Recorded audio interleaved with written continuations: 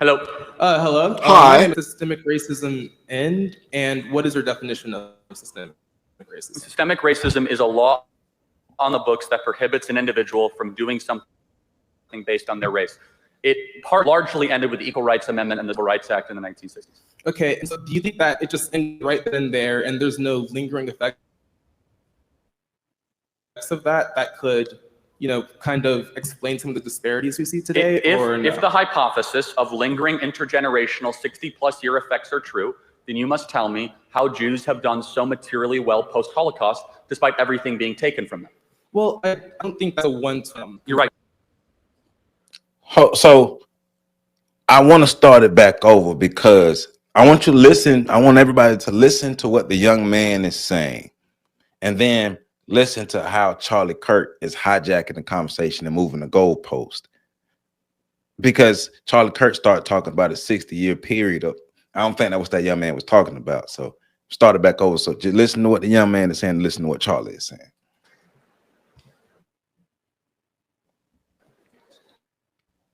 Okay. Hello. Hello. My name is Malcolm, and I guess my question to you today: when did systemic racism end, and what is your definition of systemic racism? Systemic racism is a law on the books that prohibits an individual from doing something based on their race. It largely ended with the Equal Rights Amendment and the Civil Rights Act in the 1960s. Okay, and so do you think that it just ended right then and there, and there's no lingering effects of that could, kind of explain some of the disparities we see today, or no? If the hypothesis of lingering intergenerational 60-plus year effects are true, then you must tell me how Jews have done so materially well post-Holocaust, despite everything being taken from them. So, okay, the young man is talking about systemic racism, and he asked Charlie Kirk to give a definition of what systemic racism is. We stopping this thing early on this one. He asked him for a definition of systemic racism. He basically laws on the book that disproportionately affects or limits or prohibits. Then Charlie Kirk used the word individual. And so he's talking about systemic racism is something that affects the individual. And then he went on to talk about how laws on the books ended systemic racism in the 1960s. And then he went on to say, basically gauging the progress of Black America from the 1960s till now, but you are just gonna ignore everything that happened before the 1960s.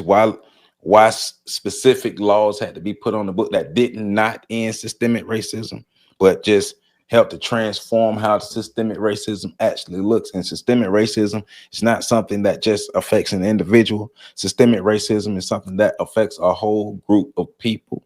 Why would you put a system in place to affect one person or a handful of people? You put a system in place to affect a whole group of people. See, this what happened when you out here debating college students and stuff, because the man, I think he said his name was Malcolm. No offense to you, Malcolm, but you weren't really ready for this one. But don't worry about it. You got your three brick brothers here to back you up on this. That's why we here to do this thing. So. Well, hold on, Joe. I mean, I ain't heard it before, but Malcolm ain't even get a chance to. It sounded like he was getting ready to push back a little bit. I done watched this 4 times. Malcolm did his best he could, but keep listening to clearly, because Pat, you know what I need. You know what I need from you this episode. I need you to be. I don't need you to be. I need you to be Theodore on this one. And because it's like listening intently to what Malcolm is saying, and then listening intent to how Charlie Kirk is responding and how he's moving the goalpost on it. And so that's what I'm getting at, because he's doing it right now when he's talking about systemic racism. He's doing that right then. But but go ahead. No, well, yeah. I mean, he did that from the gate. First of all, the definition. He had a ready-made definition. See, when there's an old saying, an organized lie will always defeat an unorganized truth. So because he sounds so convincing and so succinct in what he said, it's easy to see how he can deflate or turn around inexperienced debater or even a questioner. So But this is the games they play, and you do this on, I guess this is on like a national platform, so people would see this in a lot of different places. Yeah, So at one of the colleges he be pulling up on. right, but you see that right there, to make America great again. It's right in the picture. So, you know, it's I think that this is a good lesson for the young brother, and hopefully he watches this and learns from it. But yeah, the goalpost has moved several times. First and foremost, like you said, systemic racism is not necessarily tied to a law. It's setting policies that are acted out in practice. And these policies and practices have been going on to this point today. You still have lawsuits based on systemic racism. But an important word you said is not just laws, but laws and practices, how people choose to treat others that have less power than them as a group. Yeah. So, well, it's systemic. So, so, but then there's the other part, right? There's the other part, you know, he quickly juxtaposed to, you know, Holocaust survivors and the Jewish community. Yeah. Last I checked, Jews are white. So, you know, at least the Orthodox Jews who claim to be Jewish, they're white. So that wouldn't even be a concept or issue concerning racism, systemic racism. But you're trying to he's trying to be smart and juxtapose black people from the 1960s on to the Jews from the 1960s, and that you can't do that. You have to look at and consider our total history since we've been here. You're talking about the Jews had everything taken from them. So what happened to us? Well, let's talk about what the Jews were given. They were given a whole state in Israel. All right. They were given, you know, billions of dollars and yearly to improve their system. They were given favorable treatment in regards to making sure that never again, nobody will ever forget what happened during the Jewish Holocaust. They were given prestige. They were given, the keys to Hollywood. They were given, you know what I'm saying? So they reclaimed and renamed. They had the power to reclaim and rename their image. In addition to the fact, we're not going to talk about the banking institutions that run through Israel or that have Israeli fingerprints all over them or Jewish fingerprints all over them. So that was, you know, that's a false equivalency in regards to doing, in a bad one at that. Considering the colonization that black people deal with, not just in the countries that we occupy around the world, but even in our cities and townships.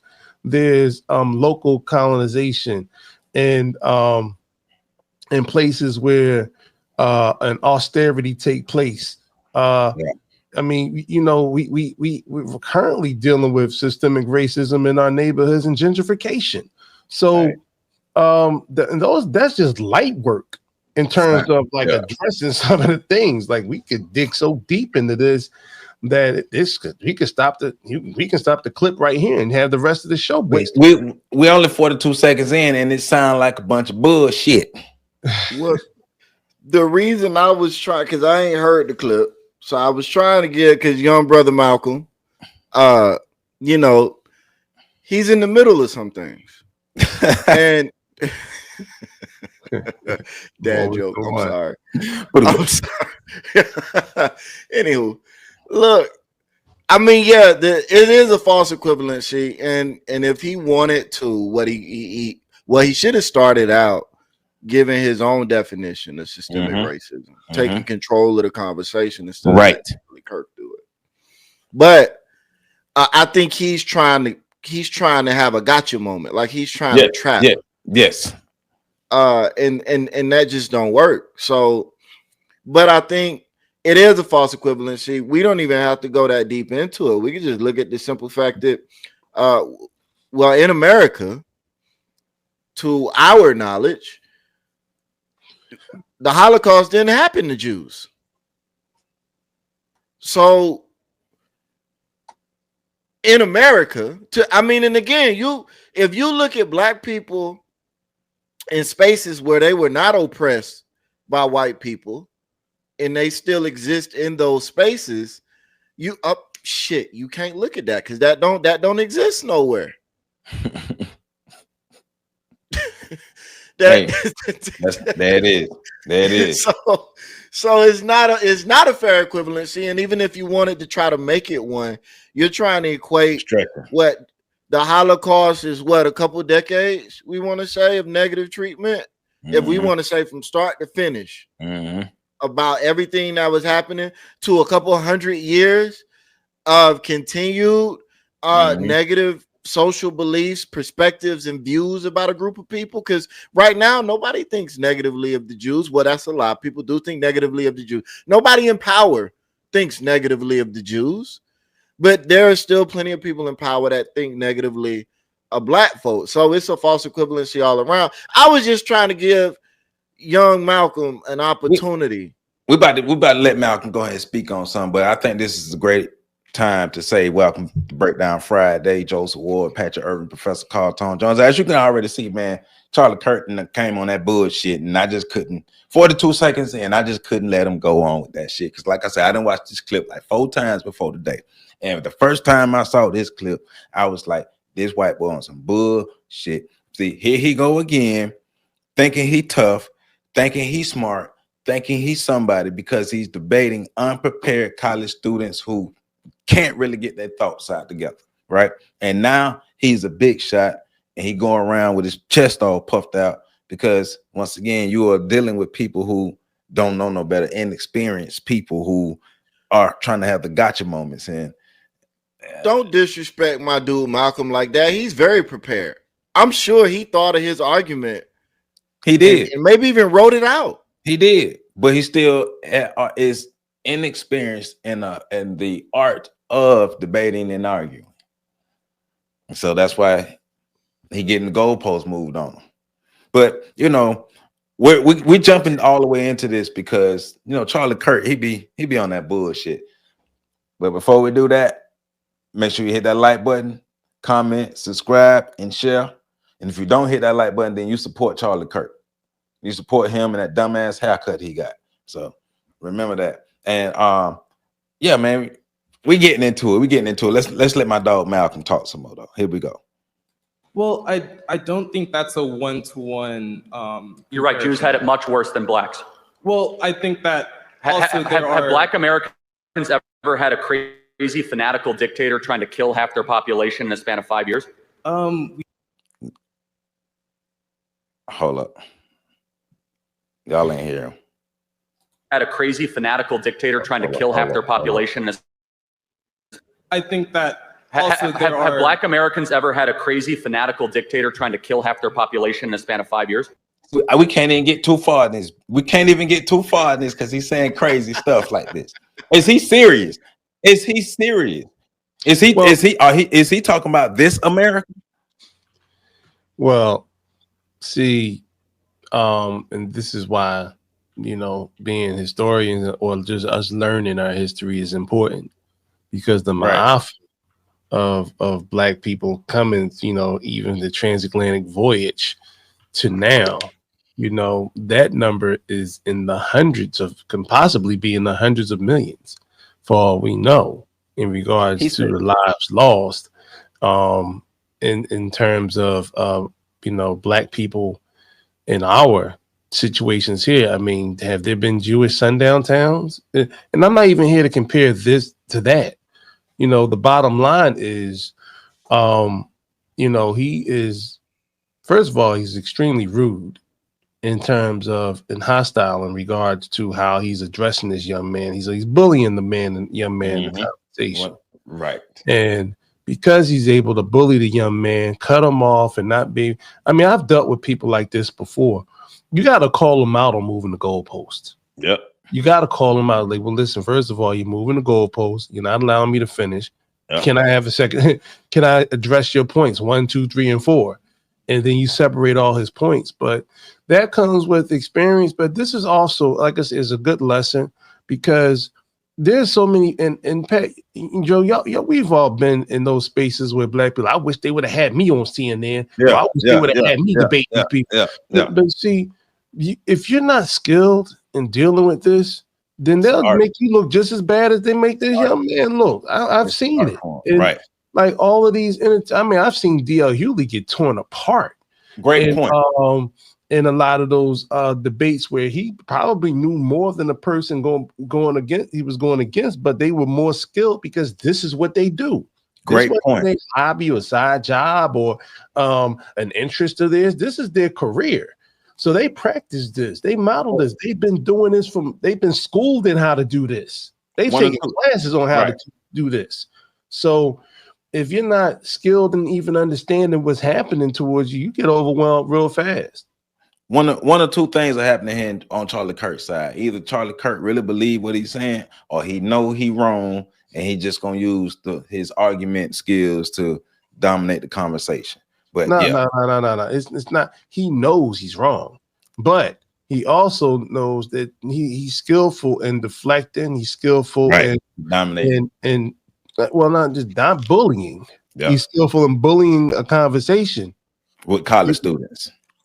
Yeah, and I keep making that point because he has. If you look at most of his debates, it's college students. Go ahead, Pat. No, I was just saying. I do think, like, obviously he's known for debating college students, but I think he's effective at bullying anybody that's not at his skill level for debating, because the conversation now is centered on Jews. That's why he debate college students. But it ain't just about college students, Joe. That's it. Yeah, that's what I'm saying. No, I get that, but he's a bully, so he looks for low-hanging fruit to spar with. But he can get somebody that has more, who is more seasoned in the information. No, I get that. Seasoned as debaters. Okay, I got what you're saying. Yeah, I get that. It just, I'm just heel punk. That's all I'm saying. I think the clearest thing here is we're looking at he's comparing an acute situation to a chronic one. Yeah. And for me, that breaks the comparison right there. Like, you can't, even if you wanted to, you can't compare what the Jews went through to what black people went through. And that's not even me trying to play victim Olympics, because you know how I feel about that. I don't care who had it worse. Actually, I would prefer to not have had it worse. I don't know why people brag about having it worse. Right. Crazy thing to brag about. But what I am saying is, you're trying to compare, first off, you're trying to compare at best, a couple decades of extremely hostile, murderous, environment in a whole other country to a chronic, prolonged, protracted, active, still occurring situation in this country. Not just this country. This was slavery for black people. It was a global phenomenon. Continents. Yeah, I get that. Yeah, I get what you're saying. But yeah, we're just saying it to make it sound. I'm the one being typical today. Because y'all are right. No, y'all are right. Slavery was global, and because even earlier when I said there is no comparison, because there is no space where black people have interacted with white people in a non-oppressive form. There's like, to my knowledge, there's no history of black people and white people coexisting for any prolonged period of time without aggression or active violence at some point in history that created some level of oppression. Man, we ain't even a minute into this clip. So for me, it's just that it's not even a balanced comparison. It's not a comparison at all. But here we are focused on it because he can just hyper fixate on that 5-10 year stretch of murderous intent. Yep. And the young brother is it seems like he's going to try to stay in that space with him and maybe gently try to move him. But with somebody like that, like PC said, you got to call the shit out and be like, no, we're not doing this, because what you saying don't even that has nothing to do with what I'm talking about. Right. All right, Malcolm, here you go. It's on you. We have been enslaved for No, hundreds that's of not the years. question. I'm saying, Well- I'm saying Jews actually had it far worse than Black Americans did in the 1930s and 40s. Way worse. But do we have to look at Jews as how we should, like Black people should? No, I'm saying you have to prove the argument that it applies to other groups. So your argument is that things pass down through generations, right? That there's aftershocks, there's a ripple effect. We discount that as very minimal at best. So you have to show me another minority group that has suffered that it held them back. No, we don't. So for Black people to have, well, for the 60 plus, like disparity to be true, you have to see that in another group. Well, yeah, because then it's a rule, right? So the rule should apply to other groups that had other types of suffering. But the way Black people are treated in America isn't the same as any other group. Well, I mean, Asians were put in internment camps actually in the 1930s and 40s. Well, yeah, they Again, were. and Jews came with no money in the 40s or 50s after. And that hurt their communities. Right, but then they were able to overcome it. So how is it that Asians are super all wealthy? right, let's stop it right Put here, in Joe. internment camp. Stop it right here. They were able to, first of all, like you said, we're going down this path that's unnecessary. But since we're down here, both of those groups both received reparations. They were both prepared. Yeah, That's the answer. it's documented. With reparations that Black people receive, that was specifically for Black people who were affected by not just the slavery, but also Jim Crow racism in this country. I mean, you could just name those two eras in American history, and then ask the Black people. You could talk about the burned down towns, because we can ask what Jewish towns. Well, I might want to say, because like Pat said, to get back into that argument is sort of like to sort of engage him in his game. So, but we look at all the burned down towns, of the towns, Black towns that were flooded. The history has, forsaken and not been told or taught of, and it's unfortunate because this is at an HBCU. Probably not. Okay, all right. I'm about to say, because I thought, okay, I'm glad not. Okay, good. But it, like Charlie Kirk on that board, make your mind up, Charlie Kirk. Are you talking about events that happened from the 1960s on, or you gonna get to go back far in history as you want to, and the young man can't? Because you started talking, you started comparing Black people to the Jews and what happened from the 1960s on, and then you went to talking about what happened with the Japanese in the 1930s. So you can't even stay on point with what you're talking about. But that's the point. That's one of the points, is to make sure the young brother stays off center. But I want to focus on the young brother, because, and this is why, and it's important that we express to these young brothers, stop trying to be safe. Yeah. Stop trying to talk in that non-threatening nasal voice. Put some bass in your voice, because nobody has sympathy for you, no matter how you want to present your point of view. Charlie Kirkland, is that his name? Charlie Kirk or Kirkland? What is his name? Charlie Kirk? Charlie Kirk. Okay. Wait. All right. This is my first Ain't related to nobody. Well, Captain Kirk. Okay, Captain. He's talking in a more authoritative form. So if you see this conversation, and this is what we talk about all the time when we talk about the masculine frame has been ripped. He's trying to son him. But a man talking to a man. Yep. Two men. This doesn't sound like two men talking. Now I get that this is a college student, but at the same time, he's still a man. So this is not two men talking.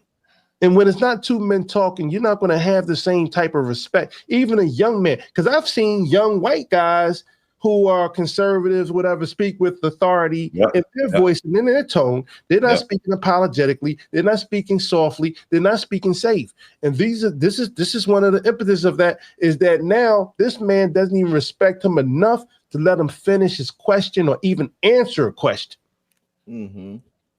So, I just wanted to put that in there before we moved on to another point. No, but it's valid, because I agree with you, PC. He is trying to keep the young man off center, but he's also bringing up other things that he knows is going to take away from the young man's argument down the line. So this is not him just rambling. He is being very tactical in what he's doing, very strategic. And he's going from acute moment to acute moment because they understand that when we're talking about the original question was about systemic racism. That is a broad, chronic question. And he's managed to take it from being a conversation about systemic oppression to being about small periods of time for other groups of people. And in those small periods of time, he's only focusing on the absolute worst that they had it. He's not focused on the times where they kind of had it bad, but it was okay. The times when he not focused. PC said it's numerous times. He's not focused on the reparations because the Asians got reparations.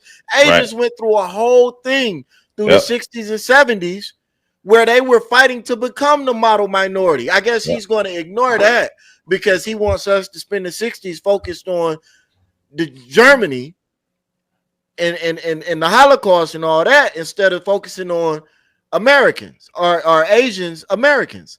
So again, it's one of those things where and this is where I say, black people, we got to stop engaging with people like this. What? Yes. Stop. Because what's the end goal? Well, yeah,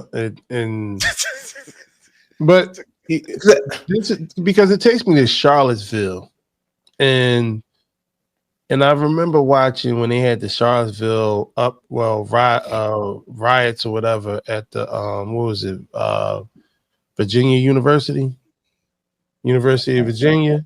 I think it was. And I remember because Joe, we was on the phone that night. Yeah, we had a long conversation because everybody was telling us to. We just had like a 4-hour conversation while I was driving from Philly to DC that night, and told y'all we do this for real. And then I got back home and watched the video of what happened in Charlottesville because I literally drove like maybe within an earshot of the town. And one thing I noticed that in this particular situation, there were black people that were actually trying to sort of join the protest, and they were isolated, getting beaten with metal pipes in parking garages. And like you can literally hear their bones cracking. And the first question I had was, well, what are you doing there? What are you doing there? This was a fight between Antifa and the MAGA crowd. What are you doing there? And this is the same question here. Like I guess these two, I guess maybe they feel like, well, I'm going to confront this, but you go unprepared. So it's like you sneaking into an enemy encampment, but you don't have the weapons to fight your way out of there. Like you don't even have the weapons to get the job done, but to fight your way out of there. Like I said, this is a good lesson for this young brother because I'm pretty sure he left there flabbergasted.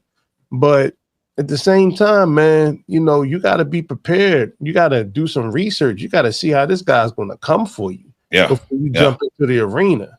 All right. Malcolm is on. It's only a good lesson if the young brother has people around him that can help him absorb it and help him understand what happened. But judging from the mere fact that he showed up, who talked to him?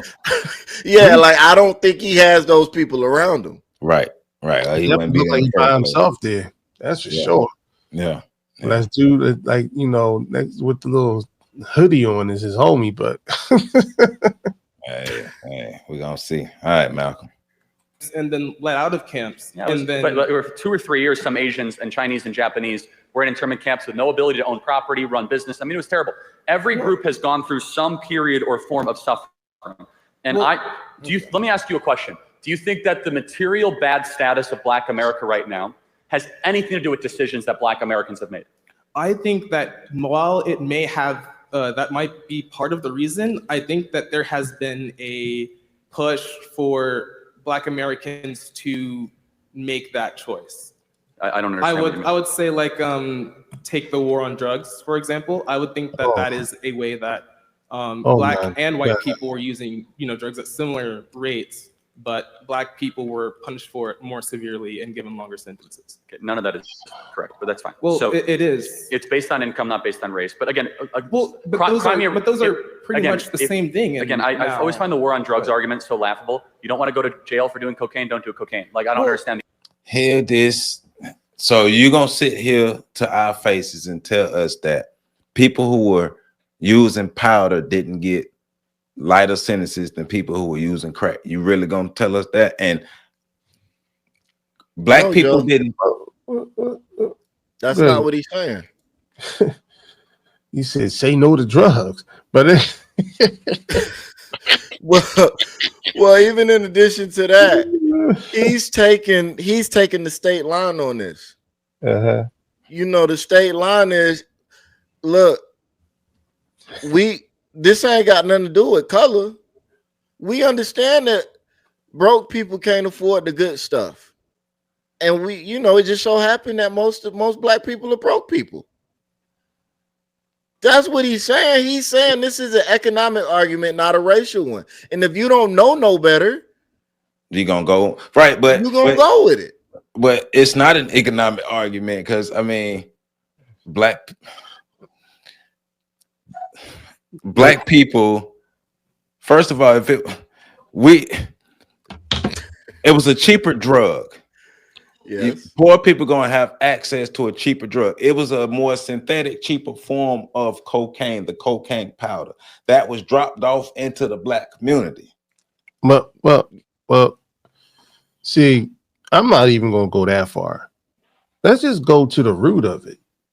All right, you got tapes of former president, impeached president, Tricky Dick Nixon, Richard Nixon, talking about how the war on drugs was a war on Black America. What are you talking about? A president said this. You got the CIA getting caught red-handed. Nicaraguan Contra movement. Right. With pumping drugs into the Black community as a destabilizing force to fund their wars and the Contra wars, so you have all of these things that can actually, his arguments are very easy to the logic don't line up. But it's not even about the logic, Joe. But this is to basically disarm the brother so that he can't, Pat was saying earlier, this is to disarm the young brother. And he's doing a fantastic. Plus, he already knows who he's talking to. Right. So, this conversation, if you can bully somebody, especially an emasculated, and I'm sorry, I don't care what nobody's, this is an emasculated young man. This man doesn't show any shred of masculinity whatsoever. There's no sliding. Huh? Bro, he's trying to convince us that the poor people went over to these foreign countries and brought back the cocaine. Well, anybody who wants to know the history of the cocaine, watch the Cocaine Cowboys documentary series. That Cocaine Cowboy documentary series will let you know they did not even let Black people touch the drugs until they were broken down several times by Colombian and Cuban and white drug mules who smuggled the shit into the country. Every district in the country, the black hands never went international in any regard, especially the cocaine era and the crack cocaine era. There were no international Black connections to any of this. We're talking intentional sabotage of the community via the drug. So, go ahead, PC. No, I just don't want to stray too far from that because I don't want to simplify. I don't want to sort of like give his argument legs that, that this was something, because if you just say that this is a poor, cheaper, affordable drug, you still give them legs to say, well, Black people had a choice whether or not to take the drug. The fact of the matter is, you picked a time where the Black community was destabilized, in terms of the removal of factories and warehouses where Black people that were able to earn middle class incomes, and you totally remove those from the black communities and ship them to different townships or counties in different states that were primarily rural and suburban white neighborhoods to help fuel their economies while destabilizing the black economy, and replaced it with the drug economy. There was a whole lot that went into this. This is what systemic racism looks like. Right. Well, yes. Because on top of that, like that, it's almost like the idea, like you're saying, it's like only black, like they dropped the drugs off and only black people decide to use them. Like all these, you had different groups of people in America using drugs for different reasons. Of course, and it was criminalized. You don't want to do cocaine, don't go to jail. Well, how about we stop doing the other stuff right now that's plaguing white communities? Well, he's not gonna go into that. But this is where again we get into like he's taking the government stance, and it's an effective stance because all of the data and the narratives that are put out support the stance. It's not until you dig into it that you see, oh, this ain't what it is. I mean, an easy way to dispute, to throw that whole argument into disarray would just be to say, well, how do you explain that white people, especially low-income white people, have self-reported greater drug use than black people, but black people are still incarcerated more? Like that throws his whole, well, it's not a race thing, it's a poverty thing. That throws the whole thing into disarray because, all right, well, let's just look at broke people together. Even when you just look at broke people, black people still go to jail more than white people, even though white people say that they use drugs more. White people say that they use drugs more. So even in that, like, all right, so because we talk about these stats, like sometimes self-reported measures, you got to weigh them with a grain of salt. No, white people are telling us that they use more drugs than black people. But also, like when crack cocaine was an issue, it was a criminal issue. When the opioid and these pill things become an issue, it's a public health issue. Right. So, and what I'm saying is the argument that he's making is an argument that is easy to make and is hard to refute because it requires you to know what you're talking about. Yeah, and Malcolm don't know all the way. Malcolm he's not equipped for that argument. And you see, he even set it up just in case Malcolm did know a little something. He already was dismissive with it. I find the war on drugs argument so interesting. That already sets the tone. I'm gearing the audience. It don't even matter what the fuck you finna say.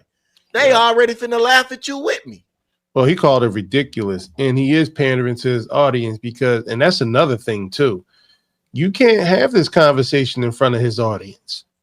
That's not going to work, especially if you're passive. That's why Malcolm X shouldn't have been there in the first place. Shouldn't even been there. All right, well, here you go. The argument, it's not that hard. It's not complex stuff, right? It's as if so the argument is that a bunch of black people were doing cocaine and they caught us and we're the problem. Well, they were given longer sentences than white people. Again, even though white people did the same drugs at the same time. Hotly and highly debated, but it still is. Even that. There weren't a bunch of black people sitting around doing cocaine. They were doing crack.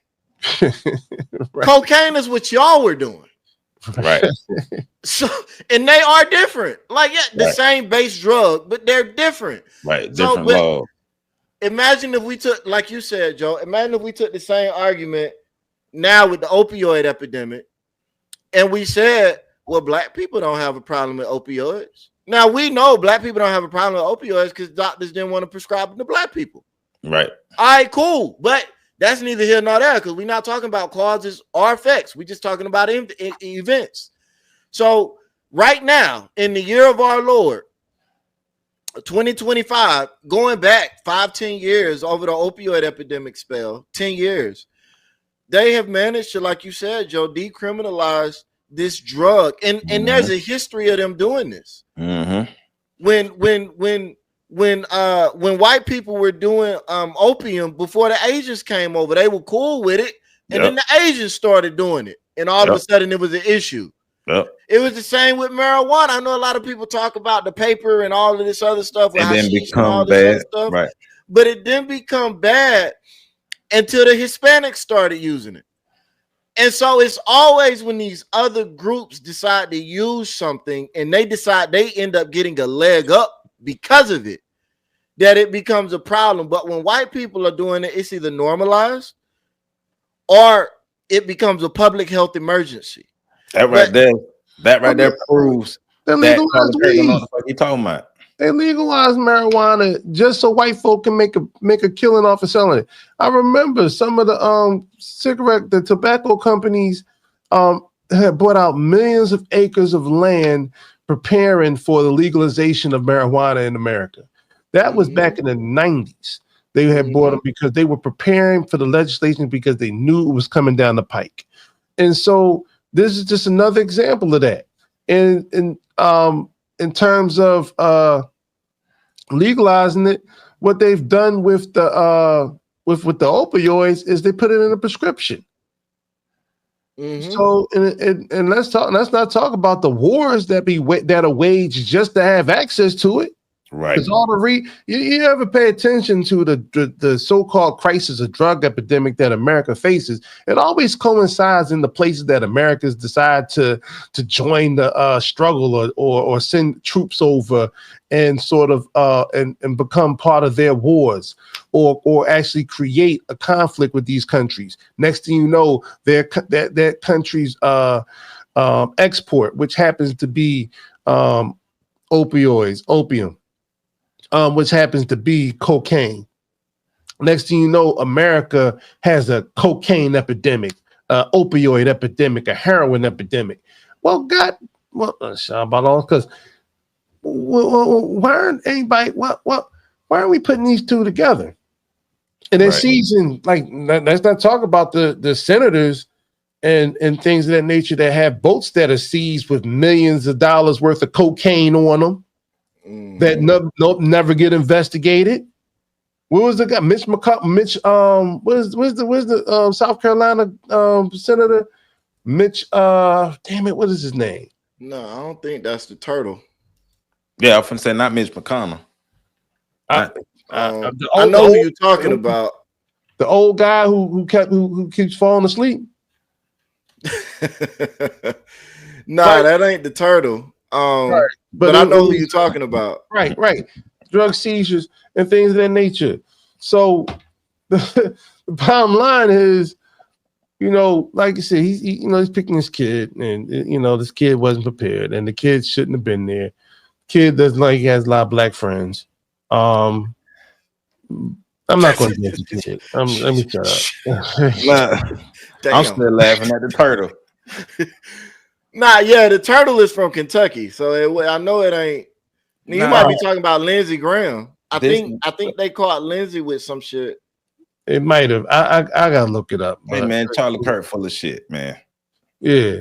But so it's not. Well, again, I've heard it from a lot of sources. If you distill it down based on the quality of attorney they had, based on their income level, it just so happens a lot of Black Americans had a lower income level. Well, why is that though? And I think there's a reason that's the case. And just so we're clear, that's a systemic reason. The war on drugs was insanely popular with Black leaders back in the 1980s because Black communities were actually being ravaged by drugs. There's a reason why we launched it. Well, why were they were put in there in the first place?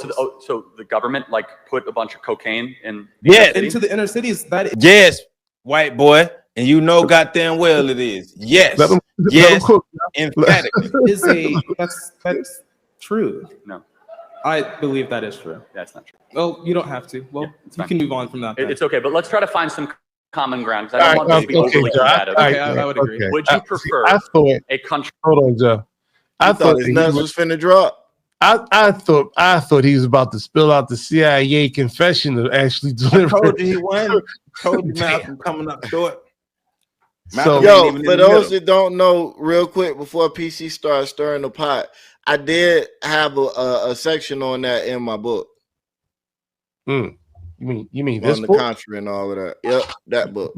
This book. I did have a section on that in the book. All right. Chasm, y'all. I'm trying to too much sex. Yeah, chasm. Yeah. But yeah, because see, and then he told me, well, we just move on. No. You're gonna sit here and let that white boy lie to you and tell you that the government didn't drop drugs off in the community. So tell me which black people was flying over to Colombia and these other countries and these private planes bringing back these pounds of cocaine, these kilos of cocaine. Who was doing it? It wasn't Pookie, it wasn't Ray Ray, wasn't Jason, wasn't Jaquan, wasn't none of them. Who was doing it? Yeah, you didn't have a lot of black Cessna pilots back then. Come on, man. That's why he's so fast, like the debate.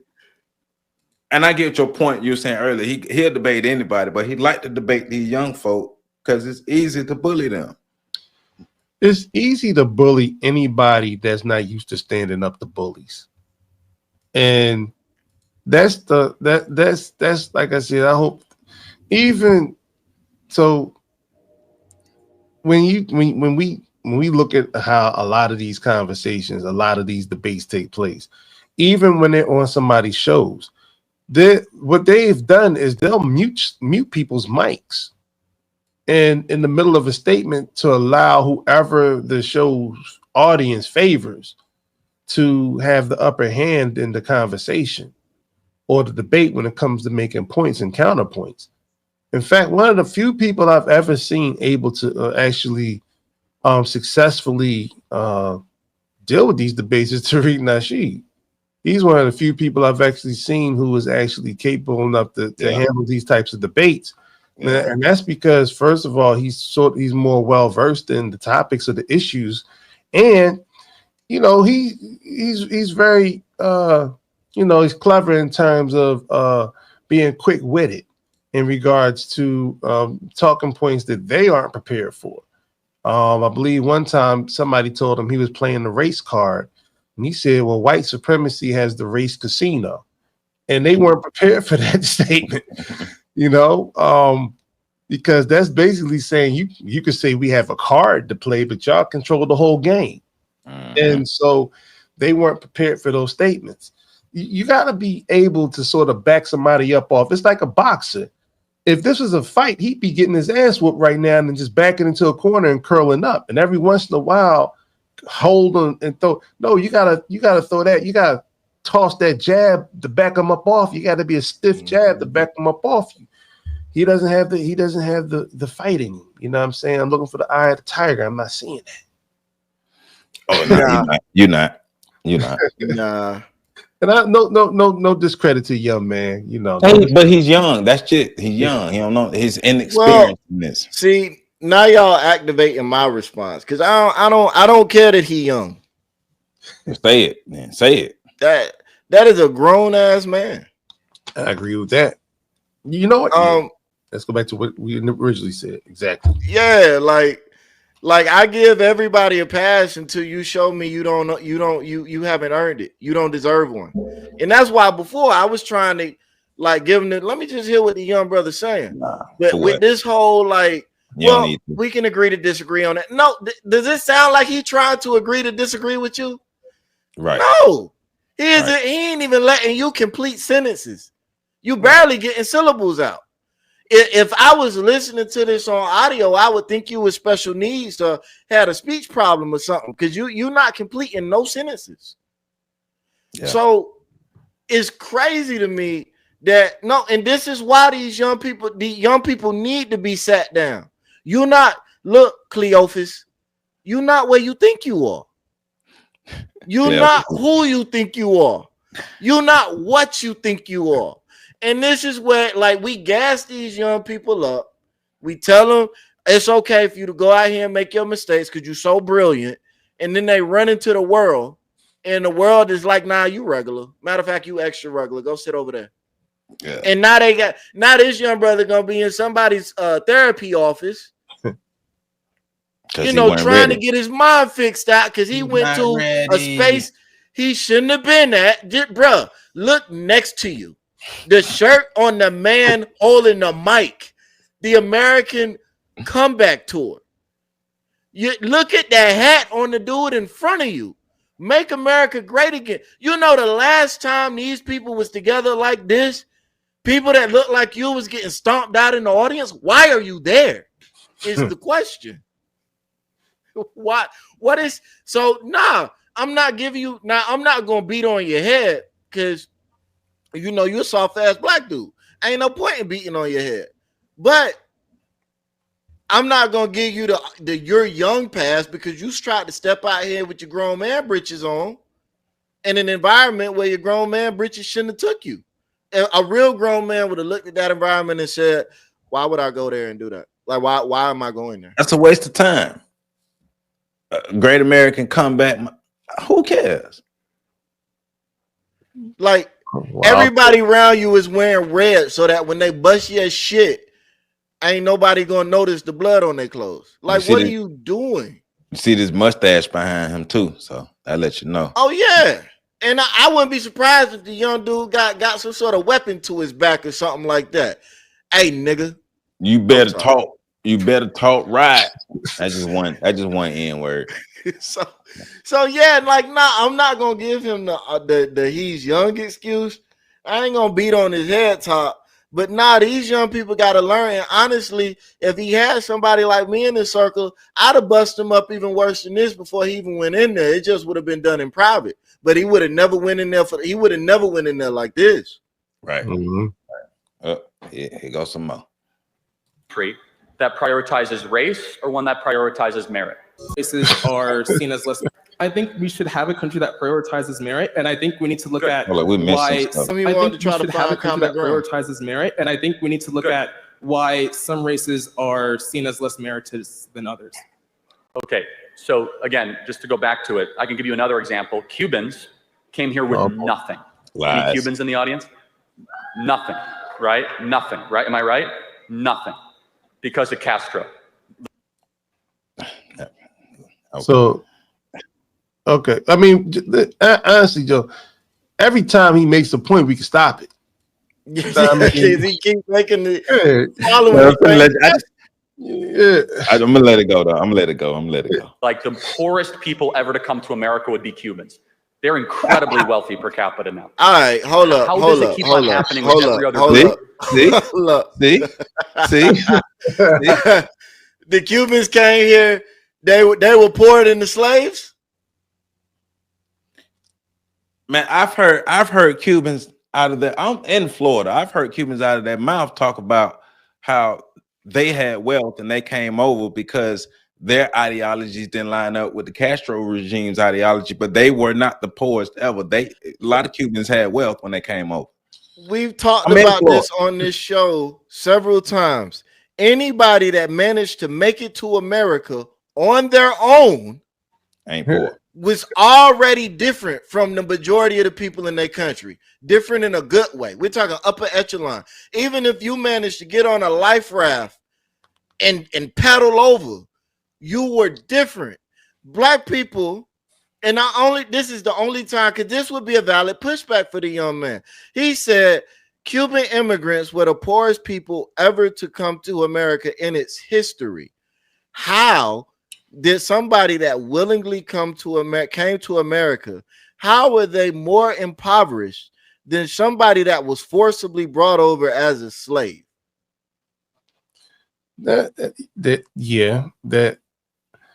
See, what he keeps doing though is framing the time. Yes, he's moving past. Mm-hmm. He's actually framing it past the Jim Crow era. Yeah, He's literally saying from the civil rights era on. Right. And so what the young man has to do is move the yardstick, move the goalpost back to prior to that, because you can even talk about, well, black people came from nothing, built up towns, and then they were destroyed by your people. Right. And because so you look at the little Havanas like in Miami, nobody went in there and burnt those towns down, burnt that section of the town down. Nobody tried to redirect traffic from there. They were allowed to foster their own community to the point where, if I'm not mistaken, I've never been to Miami, but from what I've seen, there's a lot of sections that speak primarily Spanish in those areas. I've been to Miami, and yes, that's true. So they've dominated Miami. So when and then the government takes care of people who come here. Yes, they do. They take care of them. They get benefits, they get tax abatements, they get land grants, they get access, they get business startup money. So they get affirmative action. Like a lot of things are removed. A lot of the obstacles are removed so that they can take over storefronts and create businesses in these particular communities, and particularly Black communities. So, where you got tax liens that we would have to pay in order to have access to that property, those tax liens are lifted for foreigners when they come over here. This is, basically making a lot of straw man arguments that don't apply. Right. That's it. We can stop it and just about every time, but yeah, that statement's bananas. Yeah. I don't know that's a anybody that damn it, what African royalty didn't have their riches stripped from them by the time they reached, if they even survived the voyage. This, everybody going around calling them YT people. No, this white boy is tripping. Emphasis on white. We don't say YT over here. We ain't scared. That white boy tripping. Yeah. But I do want to address the fear angle real quick, because I can see somebody making the argument the young brother was afraid to really make points because he was in an unsafe environment. And to that, I just want to say, I've been talking about that the whole show. Why you think I keep saying he shouldn't have had his ass there to begin with? PC has also made a point to that about it not being a safe environment. Joe, you've even made a point to that about it not being a safe environment. Why go someplace where you can't speak freely to try to have a conversation that's going to require you to speak freely? I just have never understood, even looking at because I think PC, you said it earlier, Tariq Nasheed was skilled on those platforms like CNN to get back. So you're right. The only other person that I've seen is David Banner that can really get back with them like that, and is the witty enough to have the experience. But it's like, even in that, I never understood why they would go on those platforms. We used to have these conversations back in the days, and I used to be calling y'all like, why are these people going on these platforms? Because to me, I just don't get it at the end of the day. I understand you want to have a voice and the representation for us, but that's the whole purpose of us having our own media and pushing. I just never understood why we go on their platforms to try to prove them wrong about stuff that they don't give a fuck about being wrong anyway. Yeah, that's a good question. The only valid reason I would say is because Black people still watch those platforms and sort of use it as and so if you go on there and defeat them, it empowers your argument to the Black community. Right. If you can defeat them on their talking points, but for the majority of people that go on those things, I think it's because they now believe that these are their counterparts. Often said that a lot of us see ourselves through the lens of white supremacists. So we still have an inferiority complex when it comes to the collective nature or the collectivism of Black people. And so, but some of us feel as though that we are elite amongst Black folk. Therefore, we're the only ones qualified to address, the boogeyman in the room, for which once we get to their platforms, now we are seen as their equals,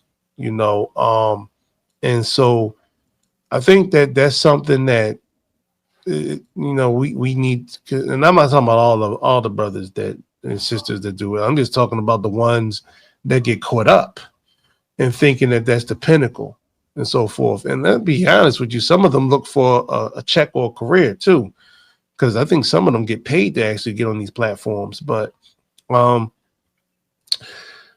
I can't fathom, because I don't want to have a conversation with this guy for what? For what? Yeah, especially in that environment. I think they do it we talk about this all the time, the immaturity of the black community. Honestly, I think that they're hunting for a gotcha moment. They're trying to prove that they're He froze. Yeah. He's about to cook too. He might be still cooking. I know Charlie Kirk got mad. This ain't even came out yet, and Charlie Kirk mad already. But yeah, I mean, man, yeah, white boy wilding, man. He tripping. He what he's doing is he's sort of like he can see the win, but he's sort of like showboating now. So he's doing yeah. Because he already knew from the beginning, like y'all said, he laid it. Yeah. He said his power had a power issue. Okay.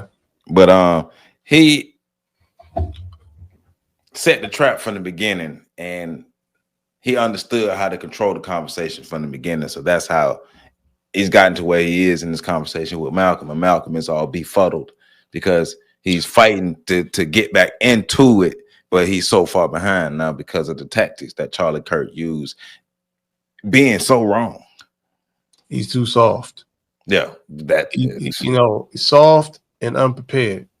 And this is what happens when you wing it in history class, and when you wing it, when you don't know your own history, then you allow other people to come in. This is akin to what Marcus Garvey was saying, a people without people without their history or no knowledge of the history is like a tree without roots. Yeah. Because he sounds like he only knows about it, like just he's been introduced to what happened, but he hasn't really studied it. Well, but this is when I say, and this is, people get offended when I say it, but this is when the masculine in you doesn't deal with vagaries. We deal with details, hard details and facts. So we would nail it down. Right. But he doesn't seem to have that in him. So he's not able to speak definitively about anything that's going on here. Exactly. So, he's talking about things that he's not wrong in terms of the way in terms of what he's trying to say, but he doesn't know the details of what would give his argument teeth. Right. And that's what's really hurting this, on top of Charlie Kirk controlling the argument like he is. So, but all right, Malcolm, floor is yours again, my brother. Well, hold on, Pat was cooking. Oh, Pat was in the middle of a deep fry. What you were saying? You remember what you were saying? Got Charlie Kirk had the people come shut off my power. That's what I told him. We ain't even dropped the episode yet, and they come and clip your power. Yeah, man, it's crazy. But yeah, I think black people are still in this space of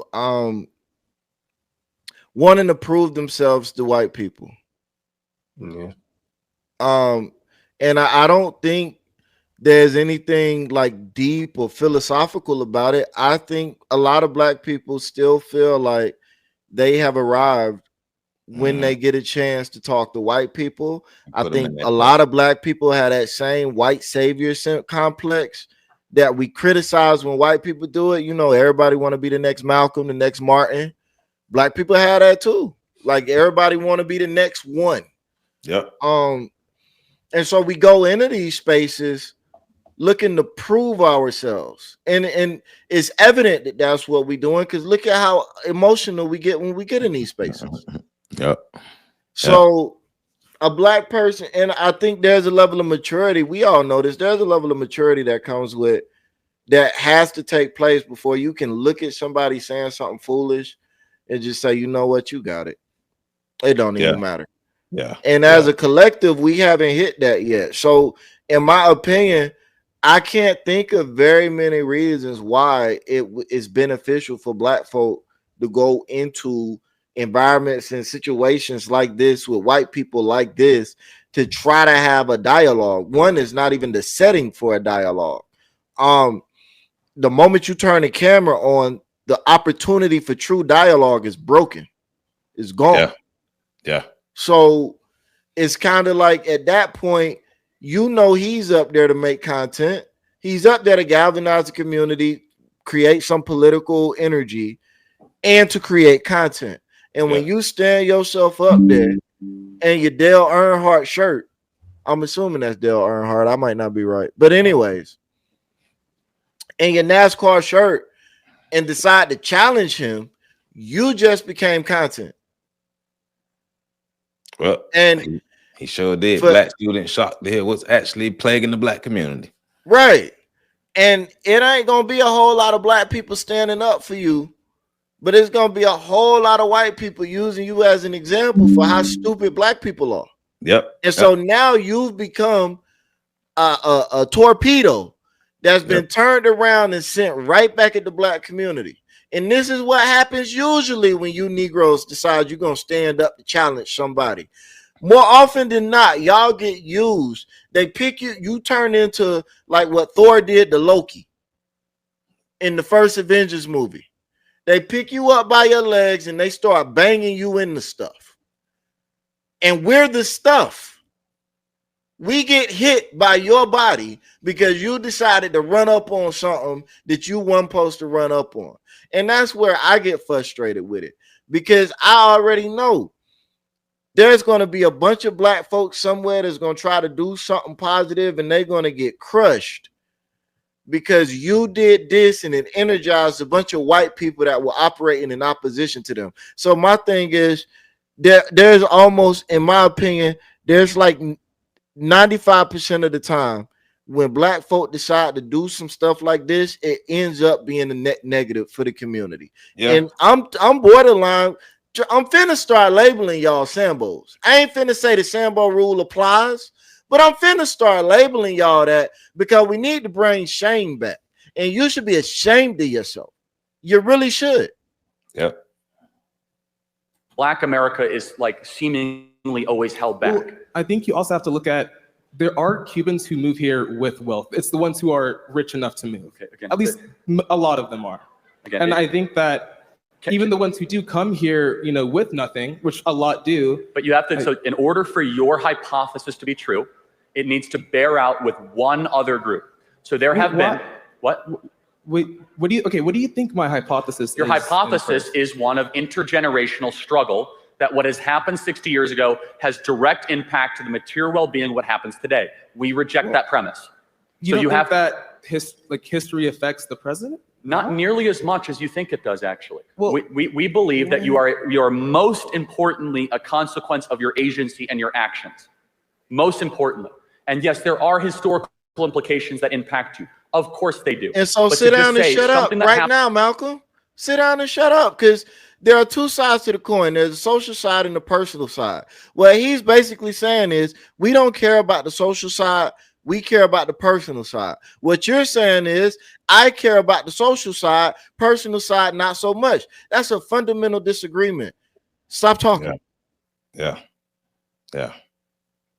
But not in your lifetime, and not even in all of your dad's lifetime. Well, it happened in my grandmother's lifetime, though. Right? And it affected how my dad grew up, and it affected how, you know, what he had to do to get where he is, and for me to do what I did to get here. Okay, but you got to break that down, though. Well, do you want me to explain like my whole family's history of how we? Not necessarily, no. But at some point, you have to say, despite all the bad stuff happening to us, we still could have made good choices and we would have flourished. Well, I think you can make good choices, and I think that you should also help people make good choices, because I don't see why we shouldn't.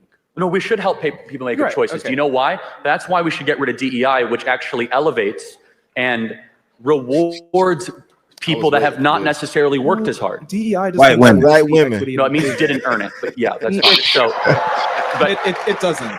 Yeah, reward white women. Hey, remember white women. Charlie Kirk said it, we did. They reward people who didn't work for it. White women. White women. Yeah, so and by extension, white men. Yeah, because white children That's- benefit from it too. Yeah. That's the first thing he said correct all night. Oh boy. I know. Well, why would you say that then? You know, Well, it because doesn't the essence of DEI means didn't earn it. no, it doesn't. It Yes, means it does. diversity, equity, and inclusion. Okay. And I will explain Again. what's wrong with. He said didn't earn it. Yo, that is What's so hilarious. evil about that word that you don't like it? Okay, well, in practice, not the word itself, this is a forced corporate. Because It is. if the next 3 minutes It is is. more of this, Malcolm Malcolm is in the middle of some shit. He can stop. Yeah, I was just gonna say we get it, because it's 3 more minutes of that. Yeah, it is. Yeah, we good. We good. We Yeah. get it. Come on, Malcolm. And I was waiting for the DEI. That's the only reason I was still listening. Soon as he said DEI, I was like, all right, last box check. I'm good. I didn't even need to go that far. Like 42 seconds in, we were good. Bruh, we didn't even get a minute in before we stopped it 2-3 times for some bullshit that Charlie Kirk said within 55 seconds of this video. But go ahead, Pat. Go ahead. No, go ahead. Go ahead. Because I've been talking. No, I mean, what we just saw is an example of when you're unprepared, what happens to you. And you show up in an arena. Like, if you just take Charlie Kirk, like remove the young brother out there for a second. If you just take Charlie Kirk, like if you just chopped it up and all you heard was him talking, you would swear he was all over the place, which he was. Mm-hmm. So, Mm-hmm. and this is the disingenuous nature, even having a debate with somebody like him, because he's not going to stick to the script. Well, his script is to keep you off balance. Yeah. And to consistently have you on the defensive.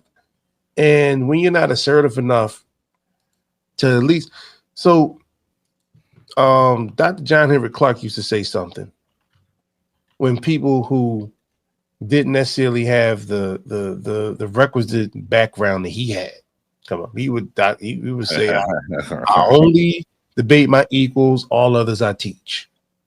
And so the young man should not have been there. There's not a level playing field because he didn't have the background, the information to like I said, he didn't have any teeth, anything to add to. Like there were several times during that debate where he could have, hey, okay, I'm glad you brought that point up because this means this, and okay, you mentioned that, but on the other hand, you know, like if he would have just mentioned all these places got all these people got reparations, you know, to come here. All these people got a leg up to come here. There were constitutional acts and amendments put in, or acts that were put in the law, you know, the Homestead Act and all these other places, GI bills, all these other things that helped other communities during the time. I mean, you had bills where when after World War II, when white veterans came home from the war and they didn't have jobs, they literally had them out in California chopping down trees. Yep. Just to give them work. These are all government set-asides to make sure that their community did not struggle or suffer while they were sort of trying to reposition them into the mainstream society. So to keep playing this conservative game as if there was no help. Everybody in this country that has gotten a leg up has also had a helping hand pulling them up or somebody under them pushing them. Typically, we were the ones pushing everybody up and helping them elevate. So, but it goes back to, you know, what we've been saying the whole time, man. If you ain't, first of all, you shouldn't have been there. You shouldn't have been there. I don't know whether they fished this guy. They caught this guy walking down the street and asked him if he wanted to come in. And ain't no telling.